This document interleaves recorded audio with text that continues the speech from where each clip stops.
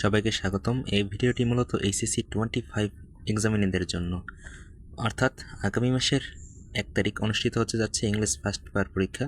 তো তার জন্য এই ভিডিওটা আমি নিয়ে এসেছি যাতে আমরা বুঝতে পারি আমরা কীভাবে এক্সামটা দেব এবং ভালো করতে পারবো। সো প্রথমে আমাদের একটা সিন প্যাসেজ আসে মূলত ইংলিশ ফার্স্ট পেপার থেকে। সেখানে আমাদের বিভিন্ন এমসিকিউ দেওয়া থাকে এবং শর্ট কোশ্চেন দেওয়া থাকে। তো প্রথমে আমাদের সিন প্যাসেজটা পড়ে নিতে হয়, তারপর আমাদের choose the correct answer from the alternatives, সেই যে এমসিকিউগুলো আছে সেগুলো আমাদের পূর্ণ করতে হয় বা লিখতে হয়। এটা পূরণ করার জন্য আমাদের মূলত প্রথমে যে সিন প্যাসেজ দেওয়া থাকে ওইটা পড়া খুবই খুবই খুবই জরুরি।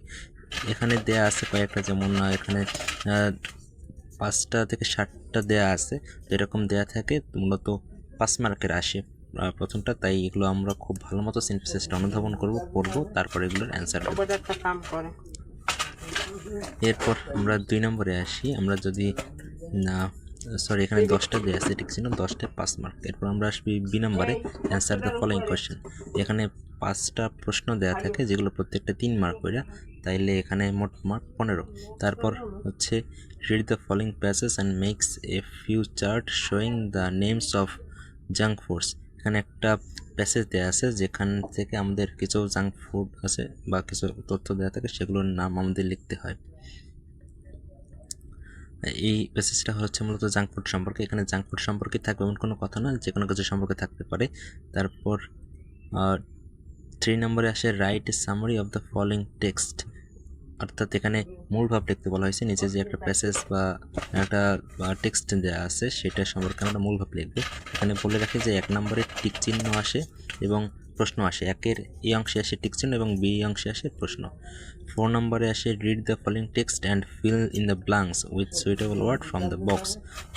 আচ্ছা, এখানে যেগুলো শব্দার্থ দেওয়া আছে বা অর্থ দেওয়া আছে উপরে বক্সে, সেগুলো থেকে আমাদের সুন্দর বা প্রযোজ্য শব্দটা নিয়ে আমাদের শূন্যস্থান পূরণ করতে হবে। এখানে দেখছে গুড সিটিজেন, এগুলো আমরা 2024 সালের যদি আমরা প্রশ্ন অনুধাবন করি তখন সেখানেই পেয়ে যাব।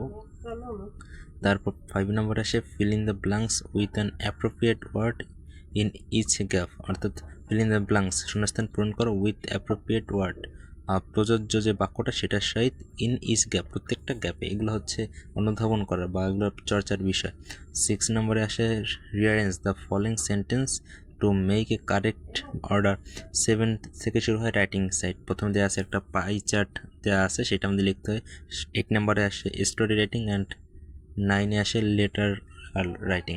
তো আমাদের এখানে ধ্যান দিতে হবে, আমাদের প্র্যাকটিসের উপর ধ্যান দিতে হবে। আশা করি পরীক্ষাটি ভালো হবে।